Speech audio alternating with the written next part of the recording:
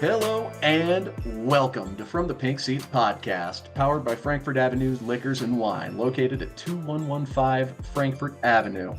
We're also part of the State of Louisville Podcast Network. Be sure to give us a follow on social.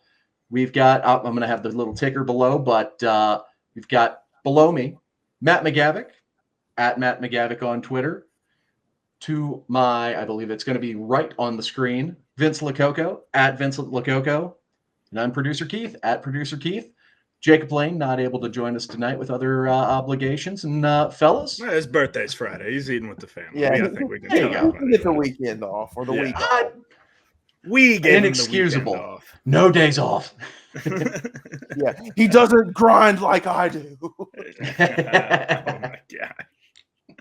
Okay, You're gonna get a very aggravated text whenever, like 5 minutes into the show, whenever he listens to it. Oh, for sure. When he's doing some audio editing and stuff, he's going to get a text.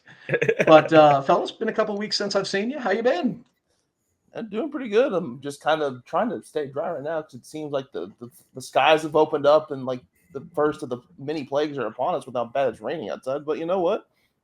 If I die, I die. I'm ready to go. My yard needs it anyways. Such a dad thing to say. We needed this rain. Gonna sit outside and just enjoy it. But I'm good. As Matt was mentioning beforehand, it's a slow news day, slow day for everybody, which is, for a Louisville fan, it's been nice to enjoy some nice slow days and positivity of basketball news and football news, everybody on the same page, and it's pretty cool. You know what? Sometimes no news is good news.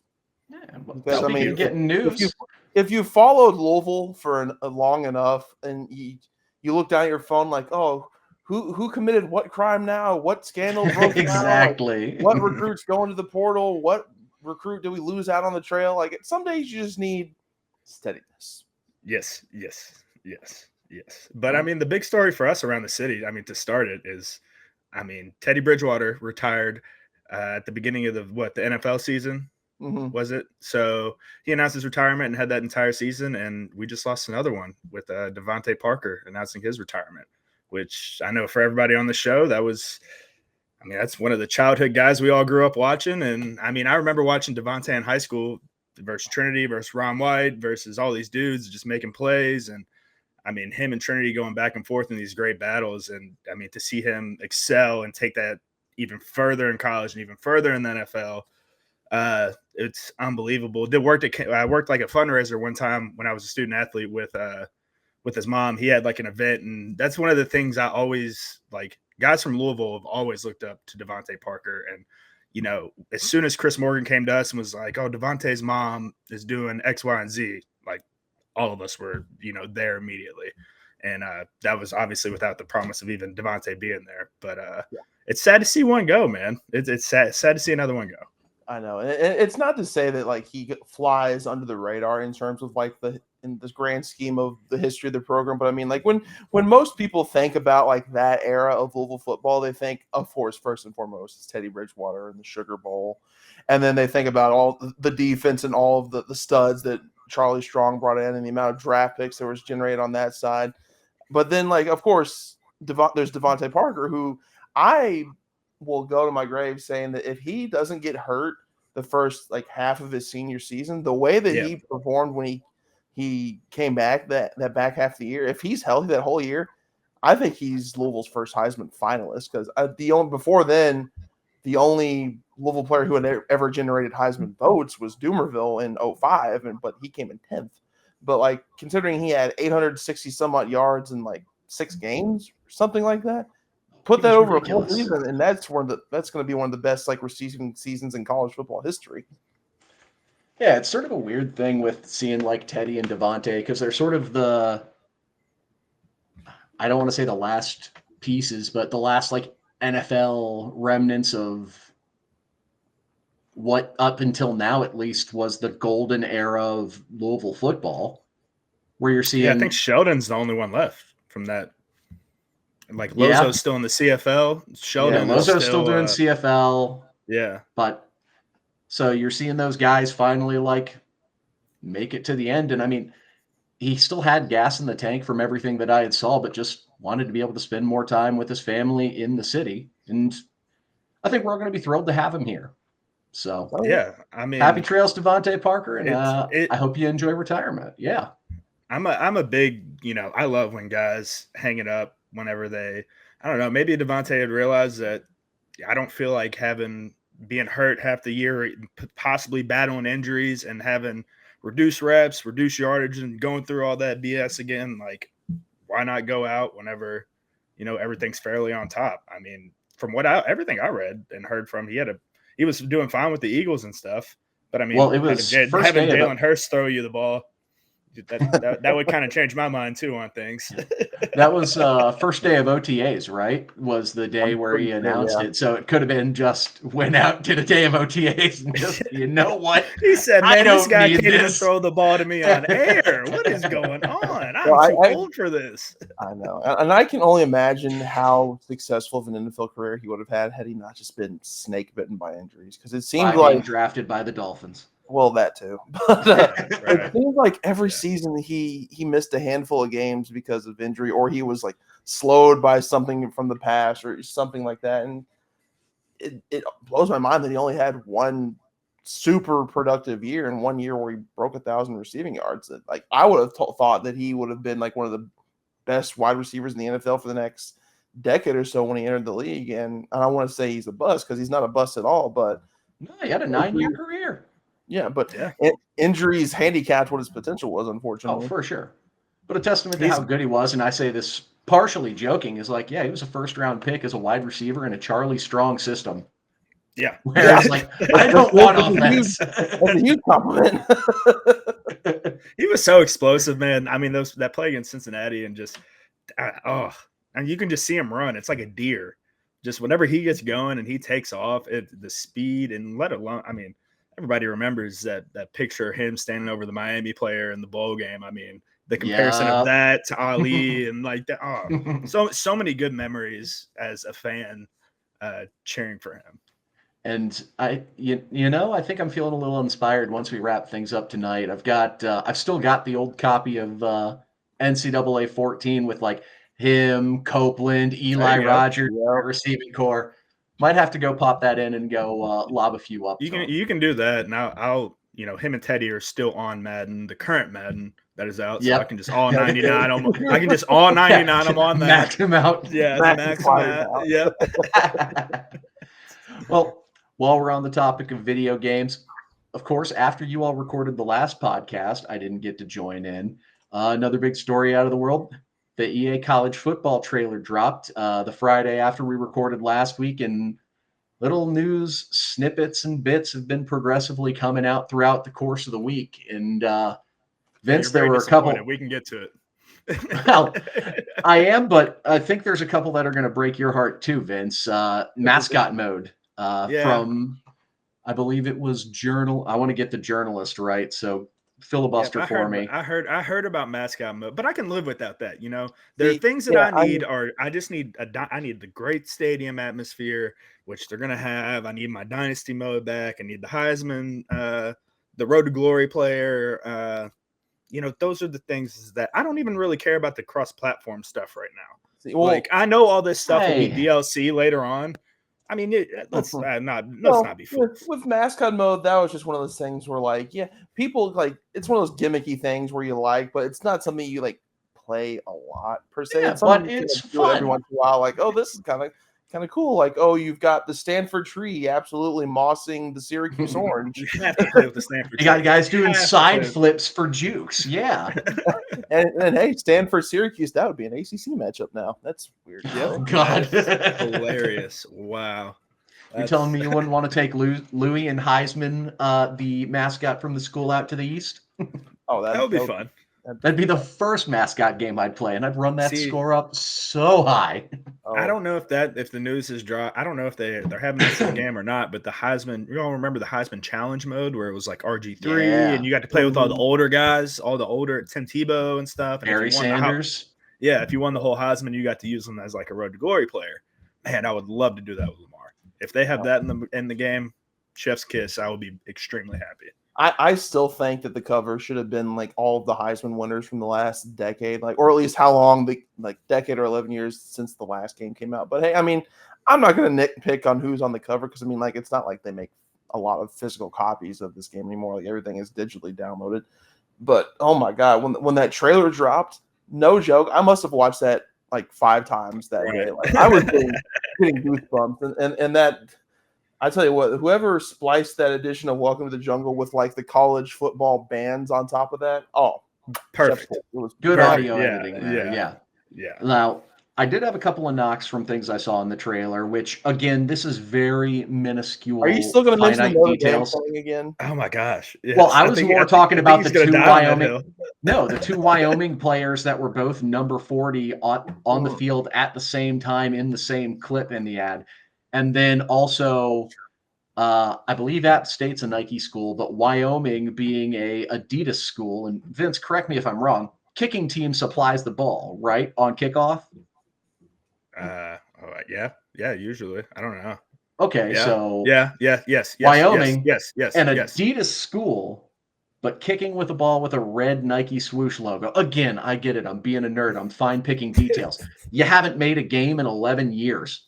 It needs to be perfect. I'm going to assume that getting the licenses for like Nike, Adidas, Under Armour, Puma, New Balance, all of these suppliers out in college football would be mad expensive to like get Well, those they licenses. had to for the uniforms. Because, like, the Adidas patches on the Wyoming uniforms and everything, like, they have Adidas cleats and they have all the equipment.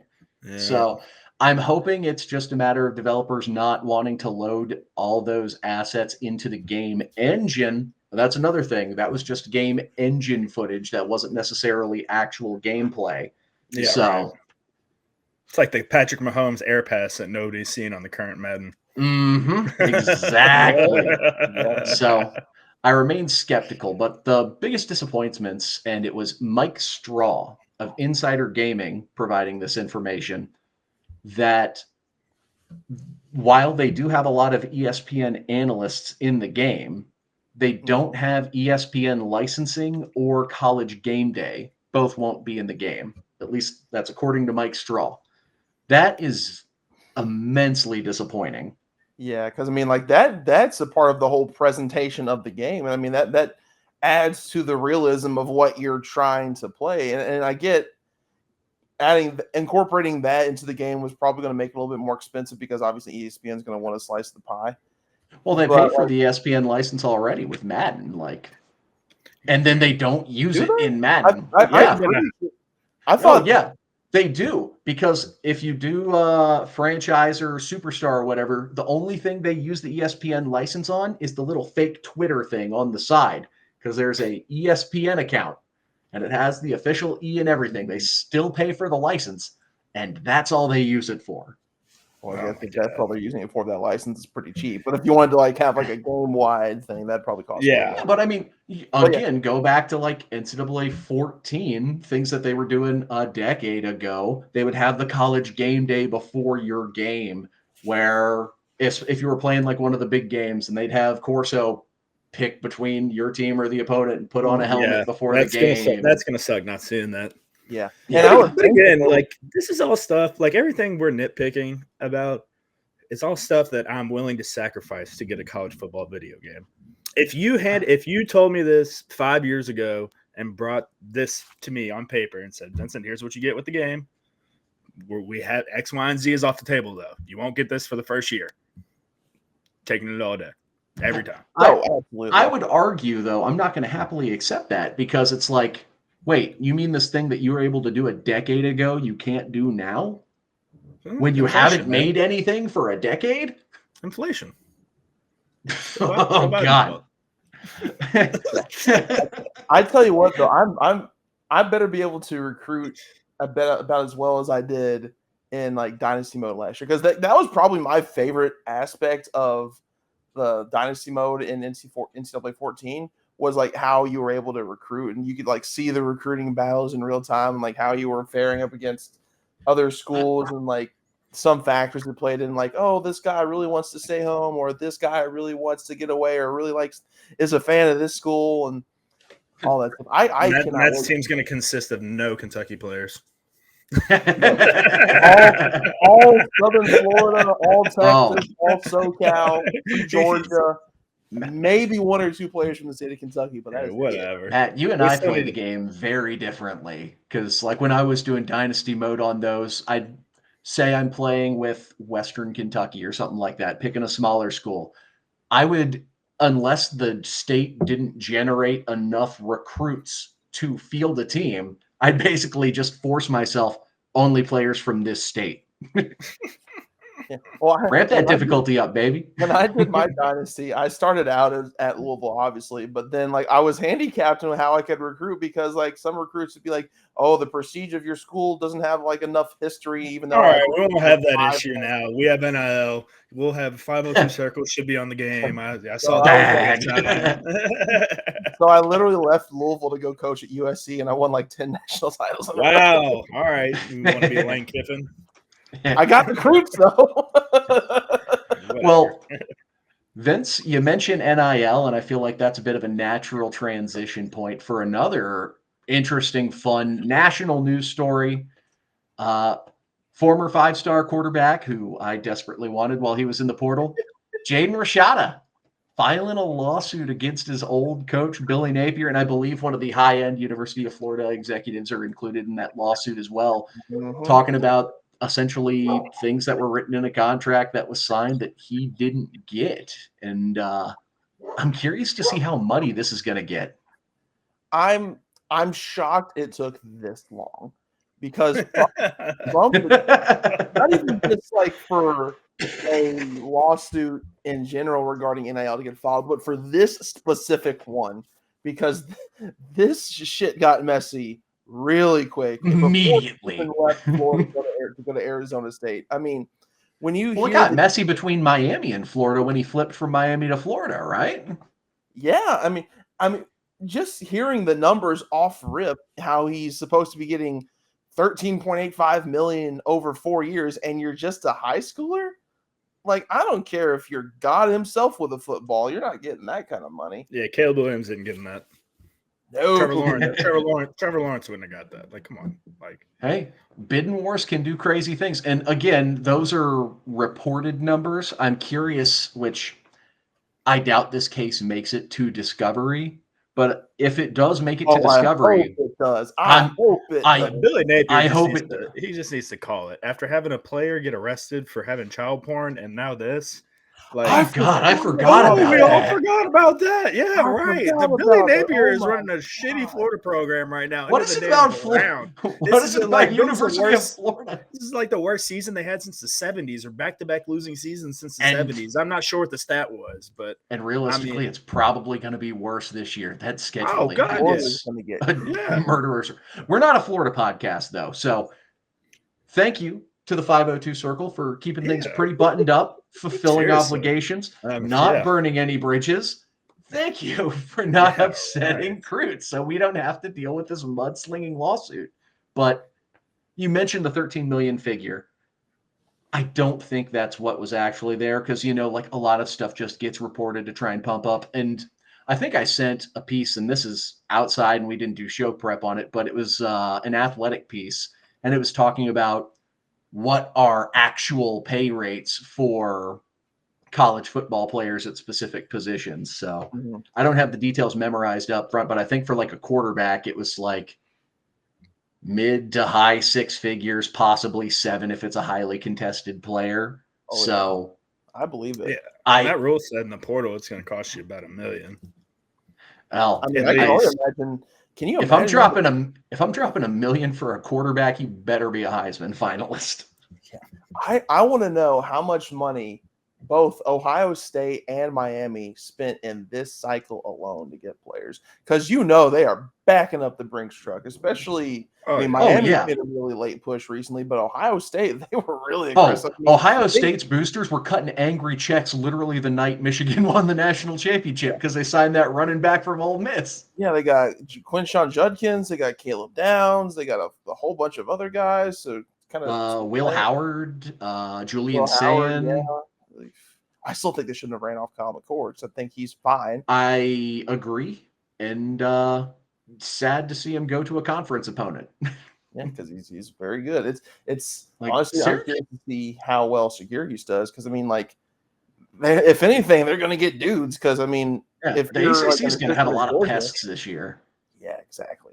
Like they're Because going it's to like have Georgia Tech's going to be pests. Virginia Tech, I don't think they're quite a power yet. They're going to be pests. Syracuse is going to be pests. NC State's too good to be considered a pest, but Vince, you frozen or? he might be because there was just a massive lightning strike just now, and I'm hoping my that doesn't go out. So. Well, he's back, so I'm going to kick out Frozen Vince and welcome back. So for the podcast only audience, you're going to be really confused about that part. If you want some context, head on over to the State of Louisville YouTube channel and subscribe. We're grinding it out. We're trying to get to 1,000 subscribers. We're right there. We can taste it. Get over there. Click the subscribe button. Do it. And long story short, there was a loud thunder and all of a sudden Matt started freezing. See, you started freezing. See, that's how you plug the social. So no, Vince, you were the Uh-oh. See, now Vince is gone. There you go. See, so head over to the State of Louisville YouTube page, find this episode from the Pink Seats podcast, and you tell us. Get down in those comments. Tell us who froze. But yeah, like this whole situation, I'm sure this is not going to be the last. This isn't going to be last by a long shot because I mean, we saw the stuff that happened here in Louisville with Penny Boone, reportedly with some of the other clientele of that agent, which I think was Tyler Barron and Wesley Walker and maybe a couple others. I don't know for sure who was like representing who he was representing, but we know for sure it was Penny Boone and then Tyler Barron and Wesley Walker. So I don't think any legal action is going to come up. I hope I don't freeze again.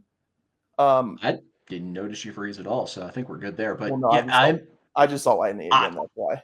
Yeah, I think Florida tries to bury this before it gets out and gets to Discovery, and I would assume they will be strongly encouraged by other compatriots, broadcast partners, and higher up to get this settled before things get out. Because if it goes to Discovery and Rashada finds out, and let's say it was true, he was getting $13.5 million. These 5-star quarterbacks coming out of high school, yesterday's price ain't today's price if they haven't signed an NLI. Exactly. So it'll be interesting to see how that develops. We'll probably keep a thumb on it. And I mean, we're a Louisville podcast, so we probably won't talk about it every episode, but hey, it's off-season content, which we desperately, desperately need. So keep it juicy, Florida. Yeah, exactly. Yeah, please make it as messy as possible. It's so nice as a Louisville fan to see other programs in legal trouble. Yeah, right. Breaking news: another Georgia player drove his car too fast.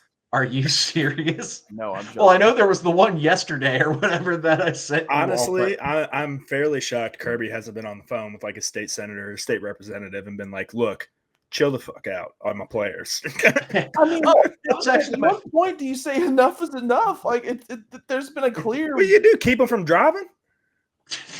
Don't stop giving them Hellcats. Hey, they put governors on vehicles. Put governors on the NIL vehicles you lease and give your players.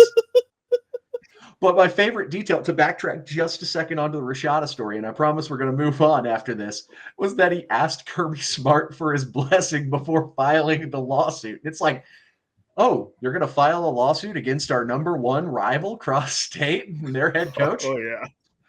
You do what you have to do, young man. I support my players. I'd like to think Kirby was like that gif of Birdman rubbing his hands, like. Oh yeah, yeah, he probably was. He probably smoked a cigar after. Right. Yeah. Well, after getting that sense of satisfaction of seeing his player file that lawsuit, probably made Kirby Smart maybe want to crave a tasty cocktail. And for those of you in Louisville who are able to do that, you should head on down to Frankfort Avenue's Liquors and Wine. It's the go-to spot. They have a stocked bar where you can buy whatever you need or stop and grab a drink. There's a wide selection of bourbons, whiskey if you want out-of-state stuff, vodka, tequila, rum, ports, wine, and more. And If you don't want to buy in store, you want to stop and enjoy it there, you can stop by at their bar and do the same. It's located on Frankfort Avenue and is the perfect spot for a weekend night out or just stopping by to pregame. So, for those of you in Louisville, do yourself a favor and stop by Frankfort Avenue Liquors and Wine and support the people who support this program. Now, awkward transition out of the ad read. That was good. This is good freestyle. Yeah, you know, I do what I can. And shout out again. Thank you, Frankfort Avenue Liquor and Wine. So, we talked a little bit about some national and some regional stories. So let's dial it back into some Louisville specific stuff. We got another new player, the transfer portal. We're not done with it yet. So with that, we brought in new defensive lineman from Stephen F. Austin, Brandon Lane. Any of you guys get a chance to check him out at all yet? I've watched a little bit of his tape. I looked up on YouTube the stuff that you were mentioning in our group chat earlier, and like you mentioned, I mean, the biggest compliment is that like it seemed like some other teams, like you mentioned specifically, some of the highlight tape from Troy.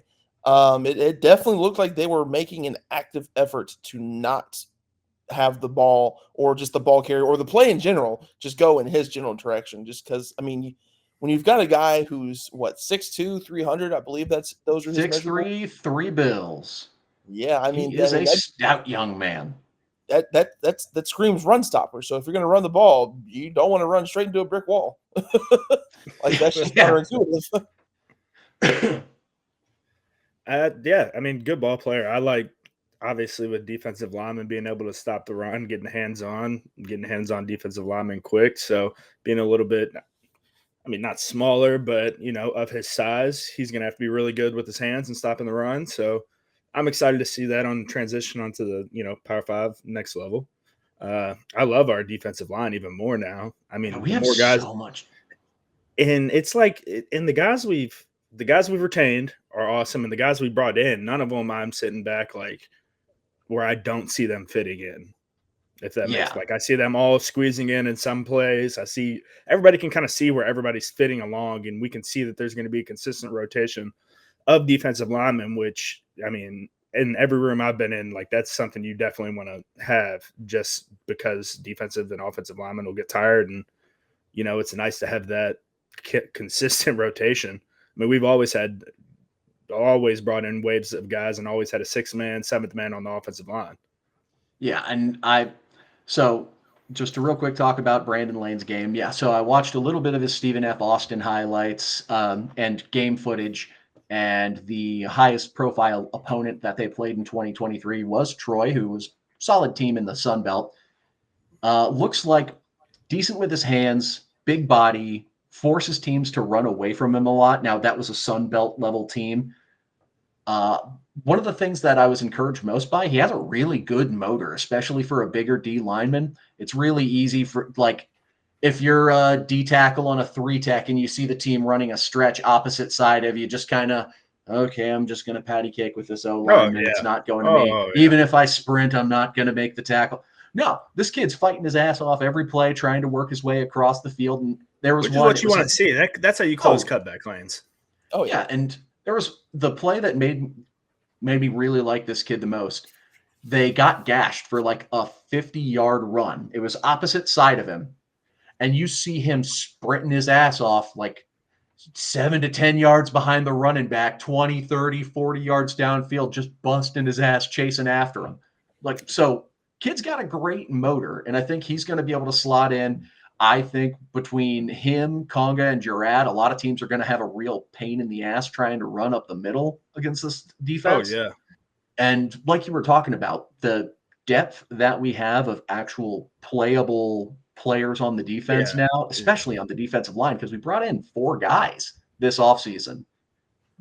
And that's just at like interior D line. That's not even counting edges. So yeah, and it makes me think that there's someone banged up on the line that we're not privy to yet. Because I mean, yeah, you want to beef up the trenches as much as you can. I mean, it's football. That's where football is won and lost in the trenches. I mean, we love seeing all the plays made by the skill positions on each side. But I mean, like if you can't set the line of scrimmage, you're not going to get anything done.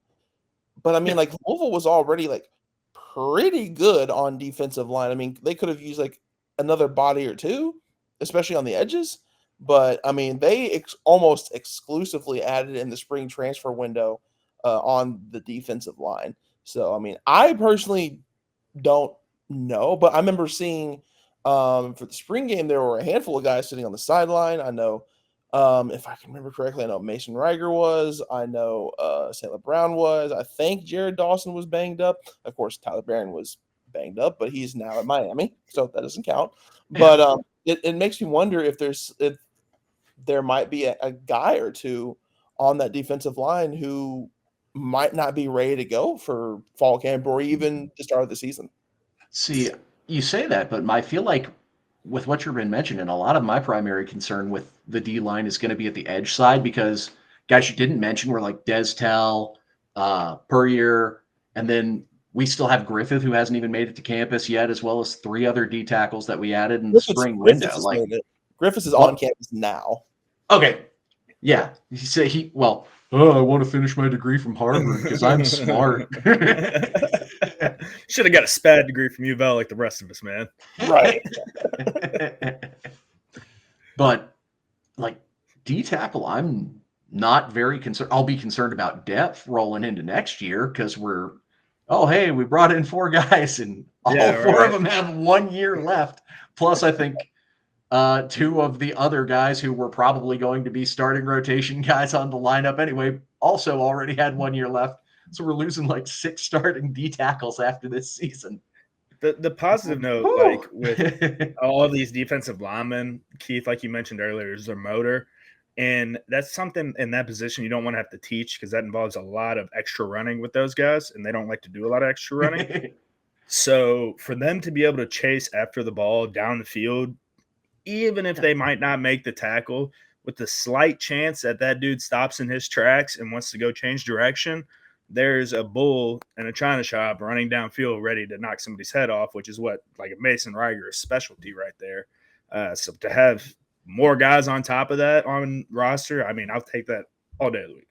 Yeah, big fan of Brandon Lane. And also the thing that I admired most about it, he was like, they weren't really rep sharing that much at Stephen F. Austin. He was on the field for 95 to 90% of the defensive snaps. Like he wasn't coming off the field. Stephen F. Austin, I bet the talent drop off from him to I'm next sure 2 to 3 guys.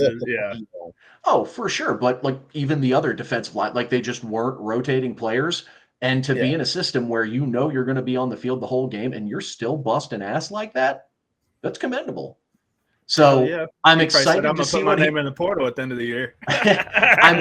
There's a reason he was committed to Michigan State before he flipped to us in the portal window. So I'm excited to see what he's able to do in a system where we aren't going to have to rely on him to play 60, 70 snaps in a game.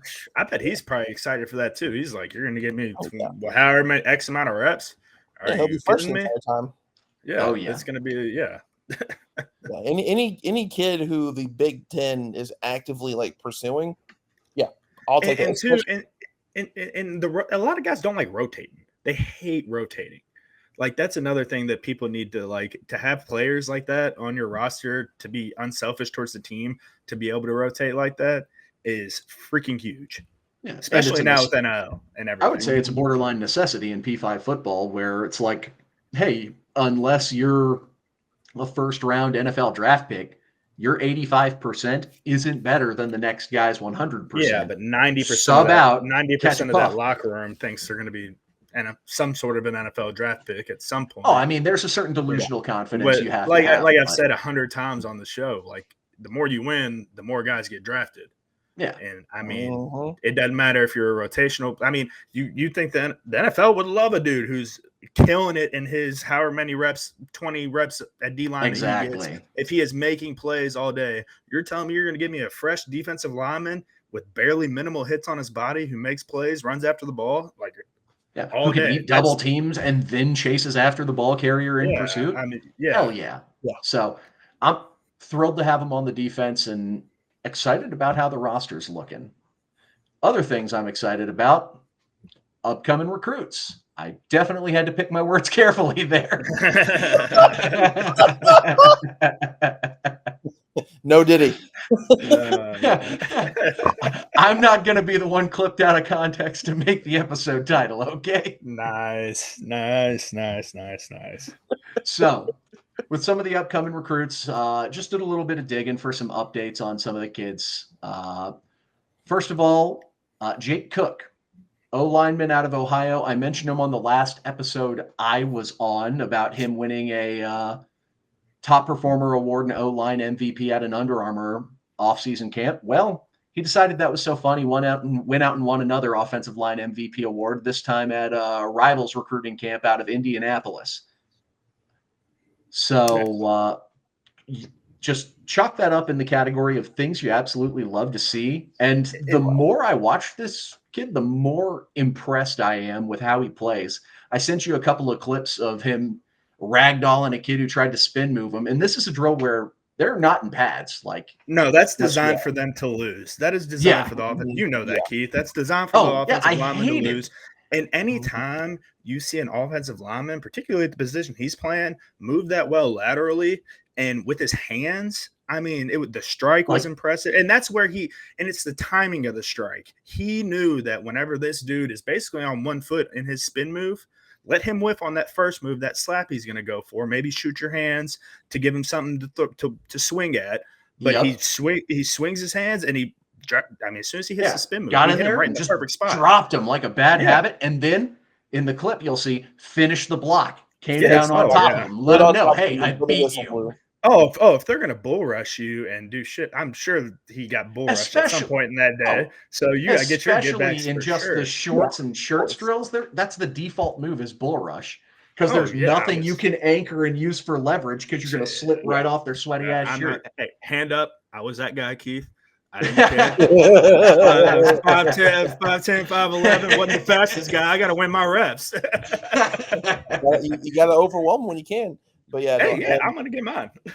And I know like a lot of people out there have kind of, I guess, bemoaned a little bit about some of the high school recruiting in this class so far because like a lot of the kids aren't stars. The stars aren't like they're super high, like highly regarded prospects, and I can understand that because I mean like, but like I said in a previous episode, they're obviously getting in the mix for a lot of like high caliber blue chip style prospects, which don't get me wrong, that's obviously very important. I mean, I've voiced that, and you need them if you're going to try and contend for a championship, but for the of level course. of ball that Louisville's realistically playing, and Matt, I think both of us were in that skeptical camp of, I don't know, like, yeah, the kids are fine and all, but like we need more. It appears that there is a plan with the high school recruiting, and the more I'm dialing in and the more I'm following these kids, it's like, oh, this staff might just really have a knack for identifying some undervalued talent. Not to say they're not going after high value talent as well, because we have a recruiting visit, not this weekend, the weekend of Memorial Day, if you're listening to this podcast at some point in the future, but the weekend after Memorial Day, where they've got, I believe, as of right now, 13 players scheduled. And they've got a couple of crown jewels in that weekend, which I'm trying to get it pulled up, and computer's doing this right now. So it's the reminds me a lot of the. I know one of them is CJ May, who I think he's listed as an athlete, but he's a edge rusher who is basically down to us and Ole Miss with Washington kind of sniffing around.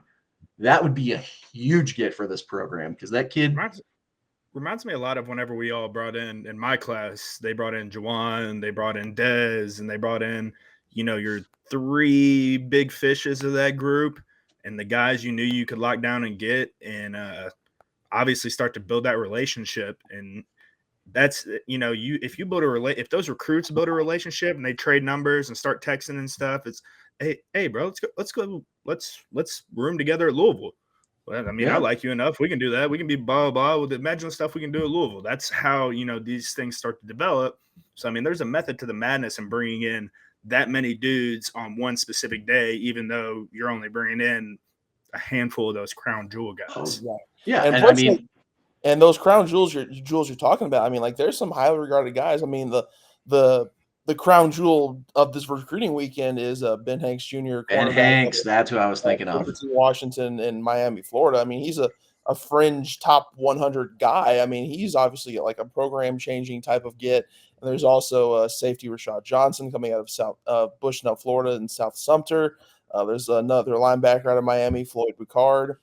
Mm-hmm. Common theme here. They're all South Florida. Anyways, but hey, we got a safety coming in from Ironton as well. So shout out our Ohio boys. Hey, let's keep the offensive lineman from Ohio pumping, man. I am all for that. Yeah, obviously. I mean, Jake Cook, like watching his film, if depending on obviously two things: A, rate of puberty, and two, what he can do his senior year of high school strength program. And I think his freshman year of Louisville strength program, like he could very well be a starter as a true sophomore. Like he's got the goods. Just go to Moeller every year. You'll find one or two at least. Well, funny or enough, tight end. We got a kid who came from Moeller last weekend. Yep. Yeah, and has us in his top 3. So let me get his name pulled up just because he deserves to have Micah Rice. That's right. Oh, the safety, right? Yeah, safety. You know who else was a safety at Moeller? Now plays for the Bengals. Defensive lineman, Hubbard. Just saying, man. Oh yeah, he was a safety at Moeller. We played him. He was. You know, even funnier about Hubbard is he was committed to Notre Dame to play lacrosse.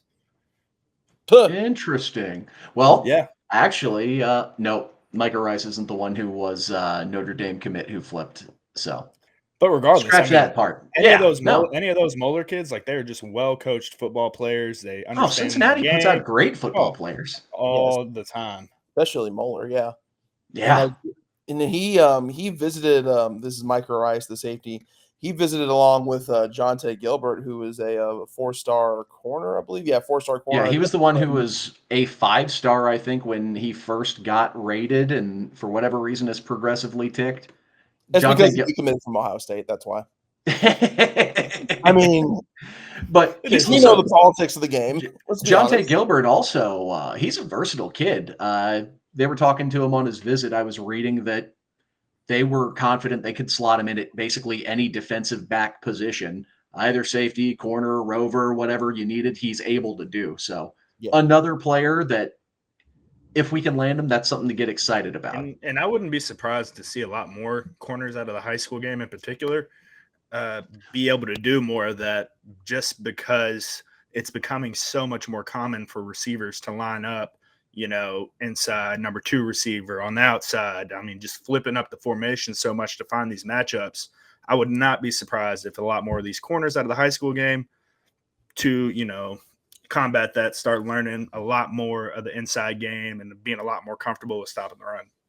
Yeah, and if any corners are listening, we had 2 corners go to the NFL last year. I know we got at least one going to the NFL after this season, barring anything catastrophic. I mean, honestly, they might send multiple if the coaches, what they've had to say. T-Mac has done well, so T-Mac's done well. They really like Corey Thornton because he's got size and range, and he's been productive. He was productive last season at UCF in their first season at the Big 12. So I mean, not to get off on too much of a tangent, but that cornerback room, it's looking nasty. Louisville, DBU. We'll see in 5 years. Couldn't go that far, but yeah. Gotta give it time. It's like that Penn State graphic, been in every Super Bowl except 5 between the years of 1967 and God, that was so funny. I forgot about that.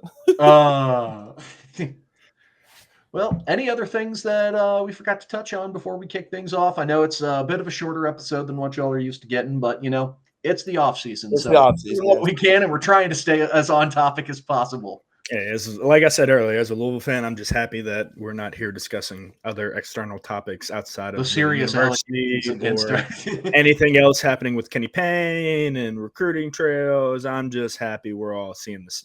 We're not seeing any sunlight right now because it's pissing down rain, but it is, yeah. you get it. It's Kenny Payne coming to rain on our parade. You can't have anything good here in Louisville. No, he's just gonna come in, whisper, fight, and leave. Yeah, coming in with the ghost. That alone would cause a rile of like 100,000 Louisville fans to tweet and just be like, he said it again. I just repost my video for the traffic. Come on, man. Yeah, right. That was all right. Well, before we get on too much of a tangent, just want to remind you all, be sure to follow us at the State of Louisville on YouTube. Find the subscribe button, click it. We're trying to drive to 1,000 subscribers. Do it, or else Matt's going to find you and write disparaging journalistic pieces about your credibility. I'll do it. Also, follow us wherever you get. Follow us and subscribe to us wherever you get your podcast, Apple, Spotify, whatever other platforms are out there. I'm not good at that sort of thing. Follow us on Twitter at The State of Lou, at Pink Seats Pod, at Vincent Lococo, at Matt_McGavic, at producer_Keith. Thank you all for tuning in, and go Cards. Go Cards.